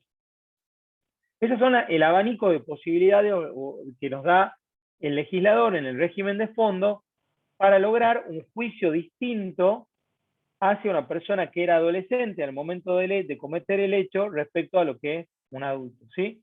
O sea, acá tienen más o menos resumido lo que es el circuito de un proceso penal juvenil en la provincia de Tucumán. Ahí veo que Damián levanta la mano. Profe, ¿qué tal? Buenas tardes. Sí. Le consulto. No entiendo, digamos, cómo se pueden reemplazar, digamos, desde un punto de vista práctico, ¿no? Las medidas socioeducativas con esos amplios informes. Y digo, sí, si la cuestión es que el régimen especial acompaña a la persona durante todo, digamos, el devenir del proceso, ¿por qué en este caso, cuando cumple 18 años, se corta? Digo, supongamos que una persona de 17 años, apenas arranca con 17 años, cerca de cumplir 18 años, empieza las medidas socioeducativas, ¿no sería como positivo eventualmente poder permitir que continúen posterior a que cumpla 18? Está muy bien tu pregunta y te la voy a responder primero desde un contexto de la historia, ¿verdad? Del devenir. ¿De cuándo hemos dicho que era el régimen penal de la minoridad? Del 80. De 1980, ¿ok? Y en esa época, o posteriormente a eso, y no tengo en claro los años de modificaciones del Código Civil, pero ¿cuál era la mayoría de edad antes? 21 años. Perfecto, 21 años. El régimen penal de la minoridad fue concebido con una mayoría de edad de 21 años, no de 18. Ahí está la clave, o la madre del cordero, diríamos, de todo, exactamente. Porque al alterarse la mayoría de edad, se alteró también el espíritu del régimen penal de la minoridad. Vemos que antes, seguro, en la escala de edad que preveía el régimen penal de la minoría, hasta a los 21 años recién será mayor de edad, era muy fácil que el adolescente cumpla un año de un proceso tutelar o socioeducativo, por llamarlo. Ya sabemos que no se trata de lo mismo por la distinción que hemos hecho de las medidas que existen, pero para que ustedes se ubiquen dentro de lo que estamos hablando en este momento. Entonces, fíjense ustedes que el mínimo habría sido un año, quizás, ¿no? Pensando que el adolescente puede haber cumplido un tratamiento socioeducativo hasta los 21 años. O era muy factible que lo cumpla porque la ventana, si bien entre los 16 y 18 es la edad de punibilidad, pensemos que a partir de los 16 y hasta los 21 años en ese entonces, habría sido la edad de punibilidad para los adolescentes o los jóvenes, o esta consideración diferenciada del régimen penal de la minoridad, donde a partir de la modificación del Código Civil se cambia en la letra de la ley de 16 a 18, pero no se cambió más que un número, porque lo que dice la ley siguió diciéndolo. Entonces, con los problemas que eso acarrea, obviamente. Entonces, hoy por hoy se trabaja con la Dirección de Juventud y los chicos que van privados de la libertad al penal, que Lourdes la tenemos acá que trabaja en el penal y sabe que existe la unidad, les puede contar más sobre la unidad número 5, La unidad número 5 tiene un abordaje muy interesante y les diría que a veces mucho mejor que el que hace la autoridad de aplicación proteccional.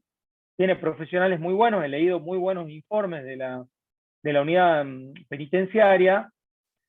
Ahí Lourdes nos va a ampliaremos, ¿no?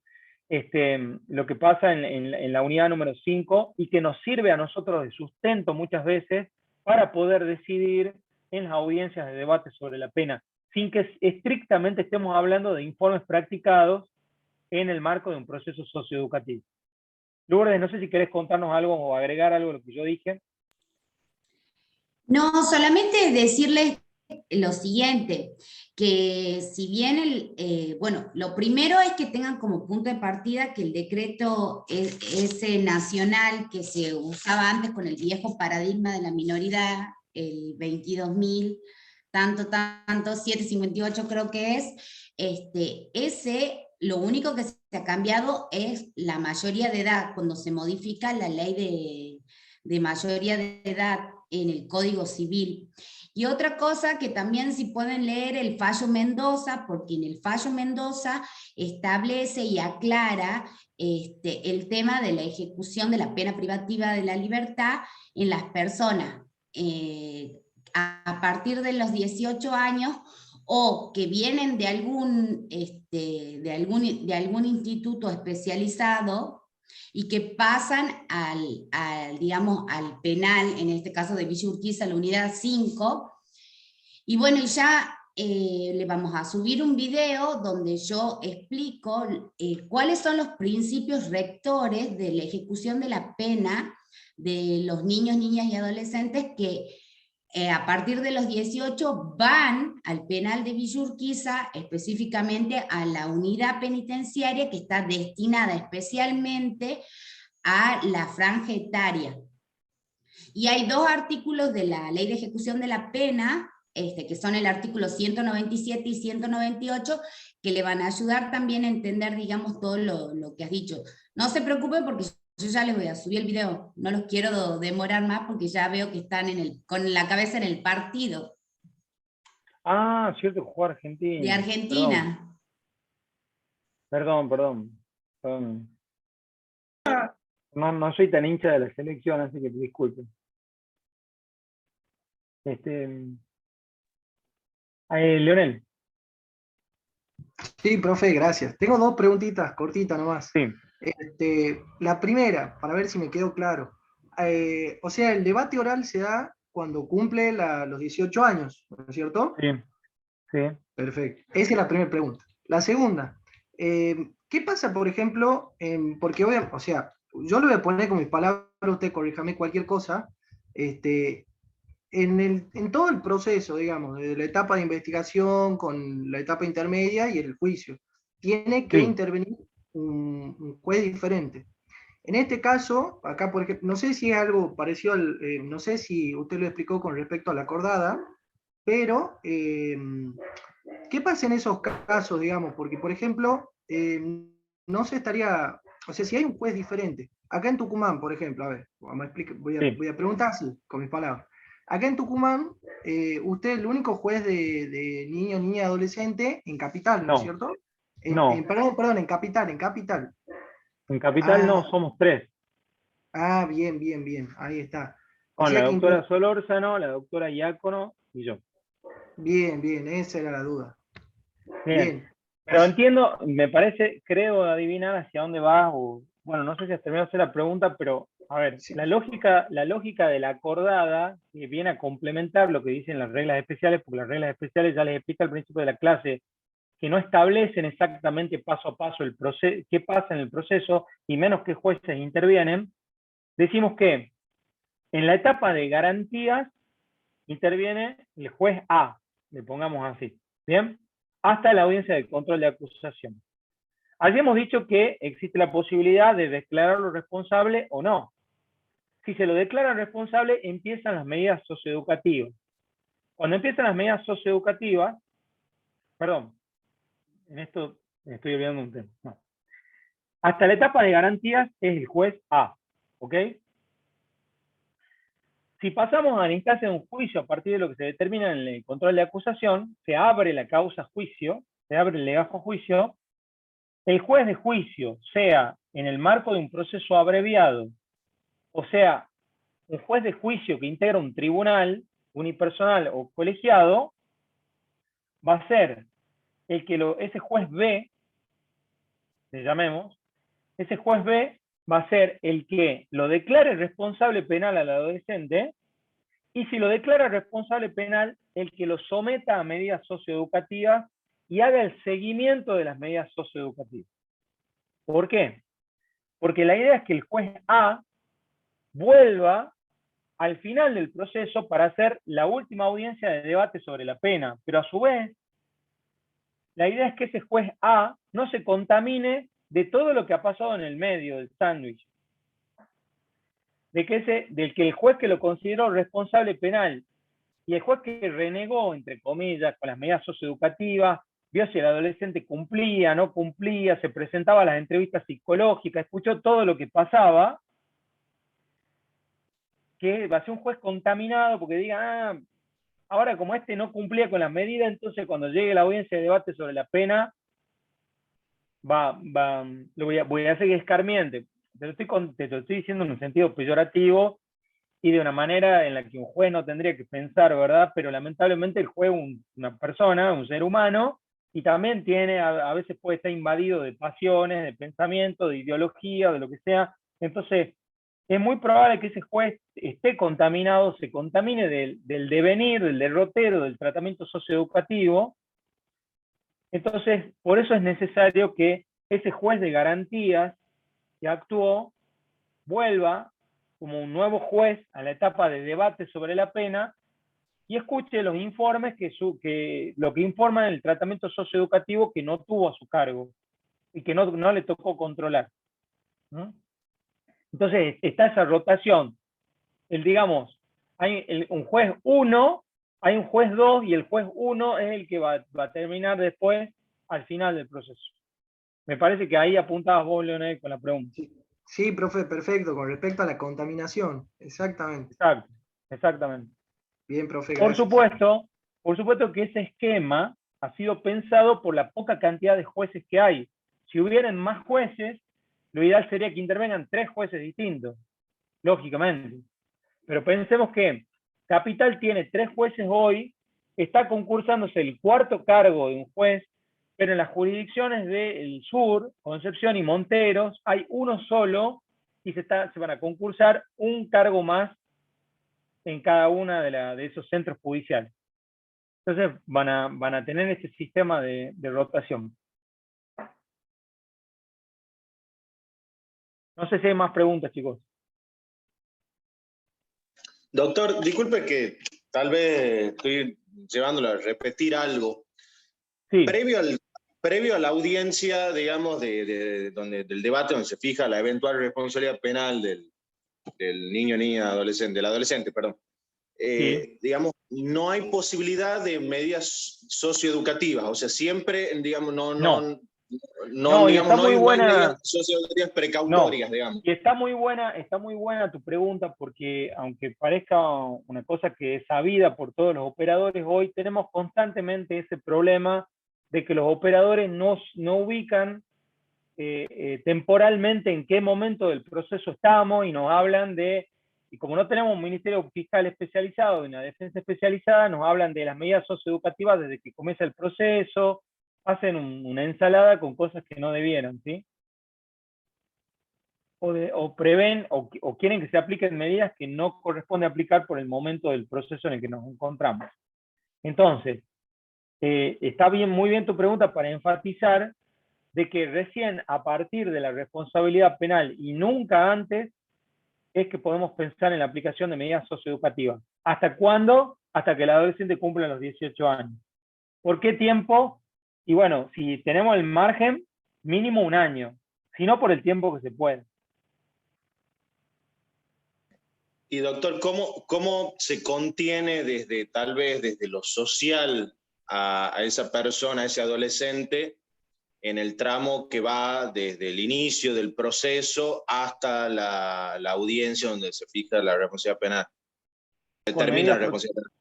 Con medidas proteccionales.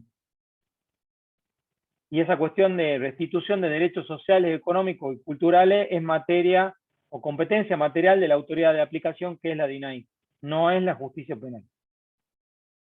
Pueden ir paralelas, Damián, las medidas socioeducativas con las proteccionales, ¿me entendés? O sea, no. Por eso es importante distinguir, porque se confunde. ¿Y por qué se confunde? Porque pensamos con la mente tutelar en esto del viejo sistema, donde lo proteccional se confunde con lo coercitivo y con lo socioeducativo. Entonces es lo que nos creía, o es lo que se creía que le daba derecho al juez de menores.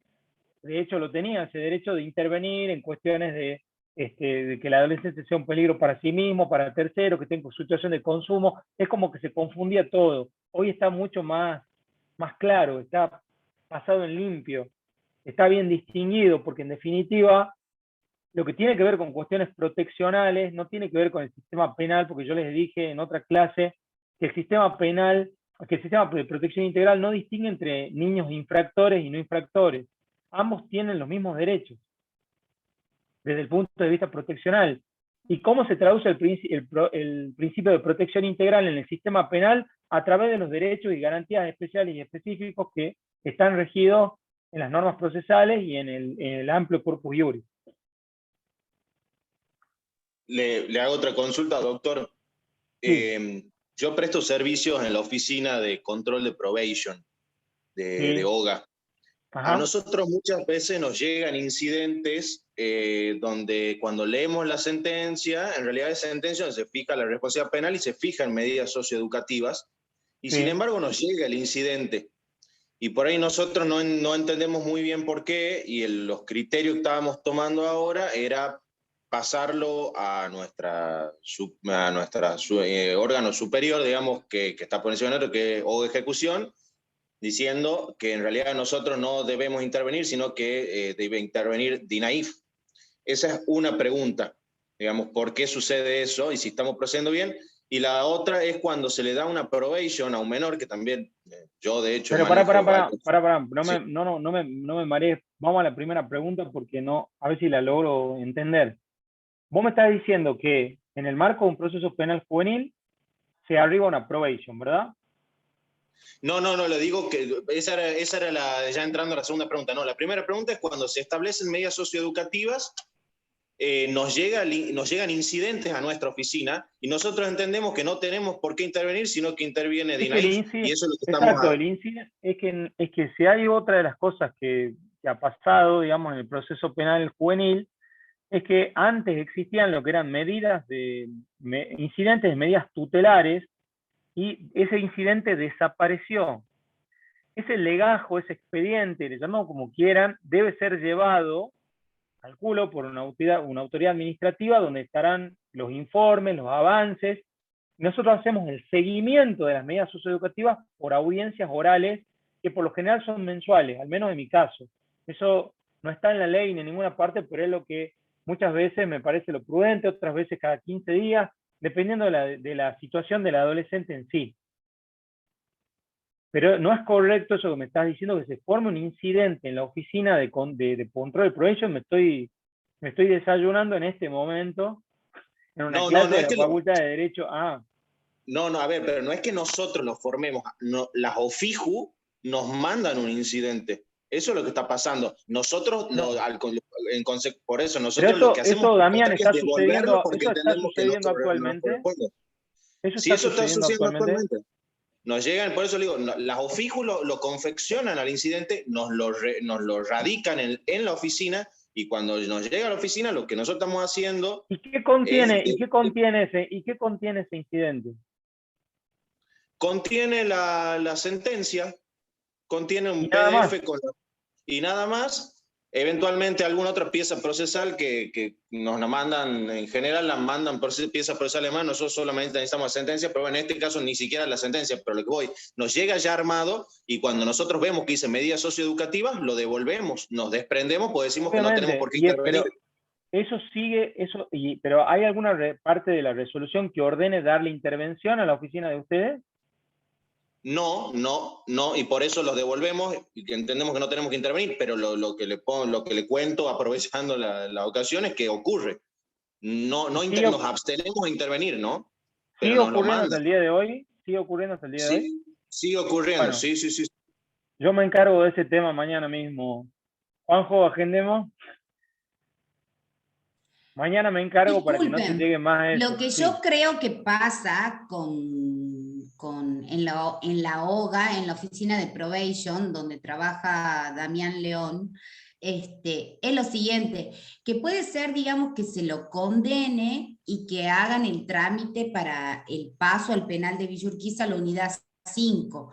Ahora, lo que yo entiendo y lo que dice la ley es que el seguimiento lo va a hacer luego, una vez que ya ha pasado a la unidad penitenciaria especializada, lo va a seguir y Sí. va a tener seguimiento en el juzgado de ejecución. Hay una cuestión que nosotros, sí, está bien lo que decís, A Lourdes, mí me parece porque, que es eso. sí, pero hay una cuestión que nosotros inclusive la corregimos, porque desde que empezó el código nos fuimos dando cuenta de otras cosas, y entre las cosas que nos dimos cuenta también es esto de que no corresponde que se registre la responsabilidad penal del adolescente, porque hasta ese momento el adolescente no es considerado, o sea, si estamos diciendo que hay una audiencia de debate sobre la pena, donde se puede decidir la innecesariedad de aplicación de la pena, esa sentencia que lo considera responsable no debería o no debiera ser registrada en la oficina de probation, como está contando Damián.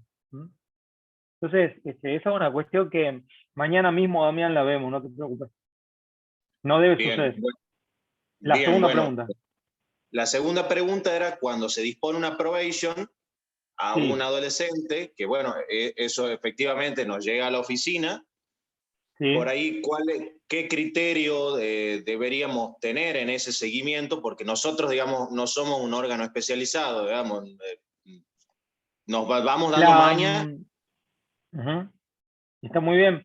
La sugerencia que daría sería que lo mismo que está pasando en OGA, que han nombrado una persona que está a cargo ya de los procesos penales juveniles, al menos de la administración de las audiencias, sería ideal que alguna persona dentro de lo que es la parte de la oficina de probation también sea destinada al control del cumplimiento especializado de esos acuerdos. La ley es específica y dice, exige, digamos, como así también de todo el corpus iure de las declaraciones internacionales y de los tratados internacionales, surge que sí o sí también en la etapa de la ejecución de la pena, sí o sí el seguimiento lo tiene que hacer una persona especializada. El principio rector en toda la materia del régimen penal juvenil y también en la etapa de la ejecución de sentencia de un niño, niña, adolescente que sea penalmente, que haya sido encontrado penalmente responsable, sí o sí lo tiene que hacer la persona especializada. Así como dice el doctor Moiken, el abogado, el defensor tiene que ser especializado, el juez tiene que ser especializado, y así también en la parte de la ejecución de sentencia. Yo entiendo que en ejecución de sentencia de capital hay dos personas que están especializadas, porque las conozco, una es la doctora Iácono, que justo está subrogando al juez de ejecución de sentencia de capital, y otra es el prosecretario, que es Daniel Clemente, que él viene de un juzgado donde, de menores, creo. Pero él está especializado y yo creo que él también está rindiendo en los concursos estos que hay para los 4 jueces. Pero sí o sí tiene que ser una persona especializada. Es más, hasta el gabinete técnico tiene que estar especializado para hacer el seguimiento. Claro, lo que yo le cuento es que en la realidad cómo está funcionando, a nosotros, digamos, las sentencias que disponen probation a adolescentes no van a OGA ejecución para su control, sino que vienen a la oficina nuestra, en donde, bueno, hay miembros del pequeño gabinete que tenemos que han trabajado en juzgado antes en el juzgado de menores. Pero bueno, la realidad es que el personal administrativo que tenemos es el general, el que entiende para todos los casos, no es especializado. Y como digo, no lo mandan a OGA ejecución, va a nuestra oficina, la oficina de control de probation, donde las condiciones o los recursos que tenemos son bastante, digamos, escuetos. Para mí, lo ideal sería, Damián, que dentro de la oficina, y también estaría bueno planteárselo a la OGA. Bueno, ustedes dependen de la OGA también, ¿verdad? Sí, sí, Claro, dependemos él de... es OGA. Por eso, sería ideal plantearle a la OGA esta cuestión de, así como la nombraron a Elvira dentro de lo que es la administración o la gestión de las audiencias, dentro de la oficina de probation también pueda nombrarse alguien especializado para hacer los seguimientos, digamos, de estos acuerdos de probation. Que obviamente tengamos en cuenta que cuando hablamos de probation no hablamos de asunción de la responsabilidad penal, o sea que no hablamos de medidas socioeducativas dentro de la probation. También vale aclararlo, ¿sí? Sino la probation tiene reglas propias, pero donde no se asume bajo ningún punto de vista, ni para adultos, y menos para menores o personas menores de edad en conflicto con la ley, lo que es la responsabilidad penal sobre el hecho. Sí, sí, eso lo tenemos súper claro. Sí, Y más no, que y nada para nosotros, explicarle a los chicos que por ahí puede prestar confusión por el tema de la clase. completamente dispuestos, chochos, vamos a estar de recibir gente personal que pueda atender estas cuestiones en Bueno, particular. Damián, si vos tenés algún interés en la materia, tenés que ser el candidato dentro de la oficina. Ah, puede ser, sí. Es una posibilidad. Obvio. O sea que estás advirtiendo la necesidad, quién mejor, digamos, ya que te has dignado a cursar la materia y esta es una materia optativa, así que se supone que cada uno de ustedes, de los que está acá, es porque tienen algún interés por la temática, ¿no? Una vocación. Así es. Uh-huh. Bueno, no sé si queda alguna consulta.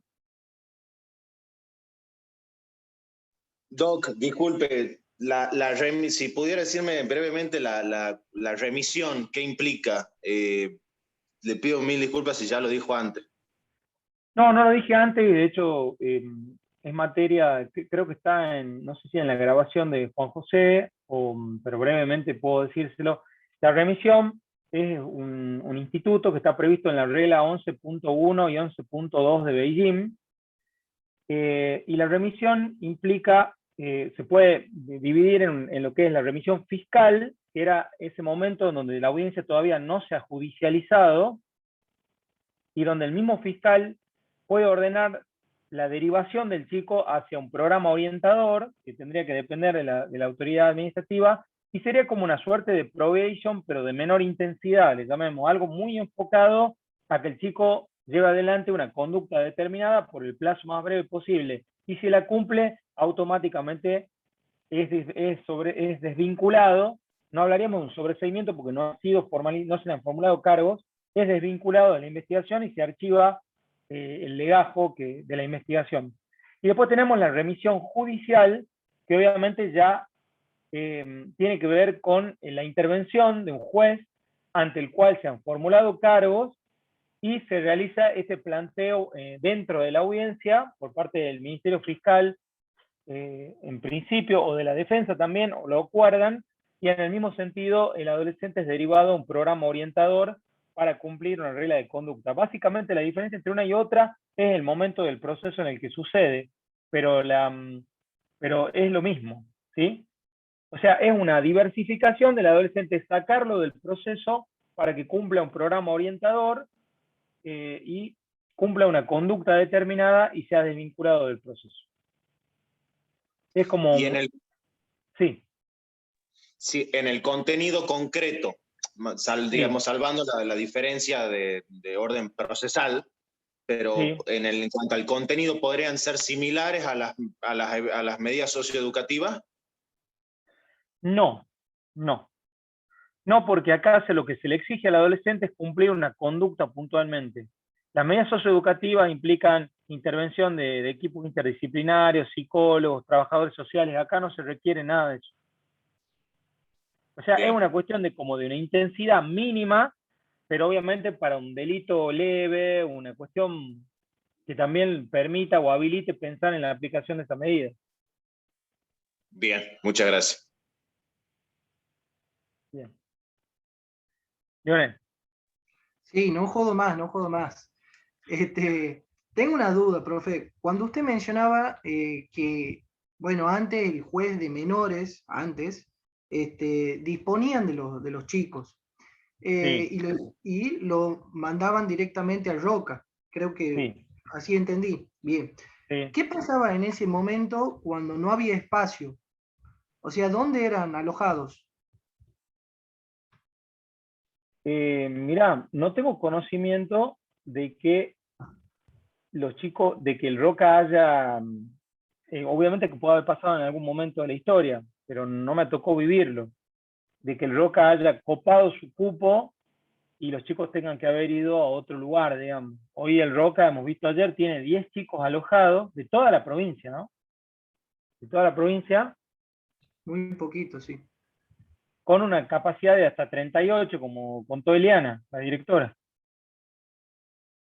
O sea que estamos bastante lejos de poder, y sobre todo este sistema hace que los chicos permanezcan el menor tiempo posible, la agilidad de los procesos hace que se avance lo más rápido posible, entonces es como que, y la baja obviamente tasa de conflictividad, pensemos que no hay tantos chicos que delinquen, eso es la verdad, a pesar Claro, sí. de que a la sociedad intente metérsele otra idea en la cabeza, pero es la realidad. En realidad. Claro, a lo que me refería, bueno, ahora, por ejemplo, Sí, está el CAD bueno, es todo mucho más rápido y es distinto. Y, claro, y antes no, por eso esa era la duda que tenía. Gracias, profe. no, por favor. Juanjo, el micrófono. Quería saber, tengo una resolución fresquita de un caso de remisión y si te parece le puedo pasar a los chicos, por Sí, supuesto, sacando los datos tenemos que, personales claro, exacto, eso te iba a decir. así que bueno, si quieren le paso al grupo en un ratito, le borro lo que Ujú. serían los datos personales y listo, para que entiendan más o menos qué es lo que se resuelve en audiencia en un caso de un delito menor. Así es. También estoy pensando, la semana que viene tenemos 3 debates sobre la pena que son presenciales, no son por Zoom, chicos. Si ustedes quieren presenciar uno es el lunes a las 9:30, otro es el miércoles y otro es el jueves. Los 3 a las 9:30 de la mañana.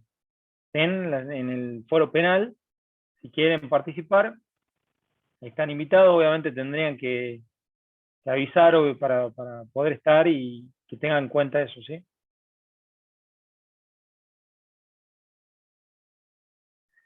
Lo último ya, parroquiales.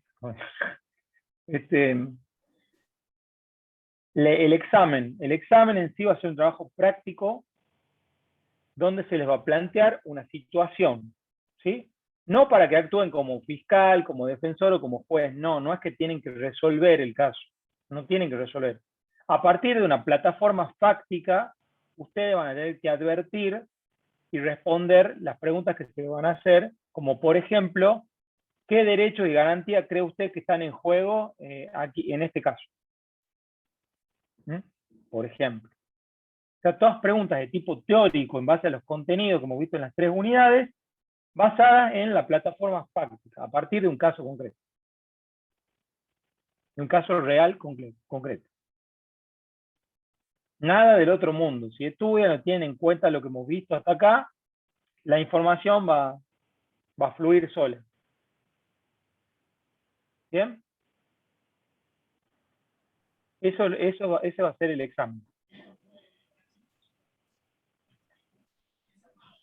Si quieren Profe, si quieren una clase de consulta o necesitan una clase de consulta, le decía a Vero, vamos a tenerla antes del examen, el día lunes en algún momento, una horita, nos damos en el día para poder hacerla. ¿Mm? Sí, sí, Lucía. profe, disculpe que lo haya interrumpido. Le quería pedir, por favor, si después le puede pasar los powers que faltan a la profe Vero, así nos guiamos de eso también para estudiar. Sí, ya tiene todo, faltaría ahora la placa que hemos proyectado hoy, pero ya Vero tiene todo para pasar. Bien, buenísimo. Y para que se queden tranquilos con respecto al examen, de última, ya les pasamos algún ejemplo, como para que vean cómo podría ser un caso práctico. Por WhatsApp, en el grupo, lo compartimos como para que vayan viendo un caso práctico para resolver, que sería del estilo del examen. Pero no se preocupen que sí lo van a poder hacer. No, insisto que no es un caso para resolver, sino un caso en el cual surja la temática, ¿sí? Que ustedes adviertan y se les haga preguntas directas para que ustedes desarrollen. Acá está en juego el derecho a la intimidad, acá está en juego que los adolescentes no pueden permanecer en comisarías, lo que claro, como el caso de las chicas de Córdoba, que la han encontrado en Córdoba. Claro, pues, en ese caso las chicas eran víctimas, o sea, acá veríamos adolescentes en conflicto, pero un caso concreto, un caso. María.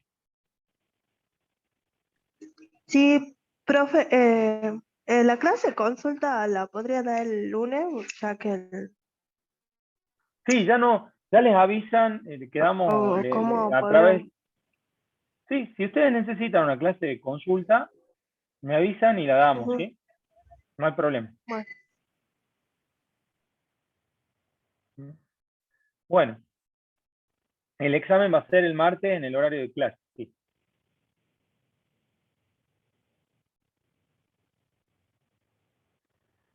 Bueno, estaríamos entonces... Profe, ¿cuánto va a durar el examen? ¿Cuánto tiempo? No más del tiempo de clase, 2 horas. No más del tiempo de clase. Perfecto, profe, muchas gracias. Bueno, no sé si María tiene otra pregunta o quedó levantada la manito.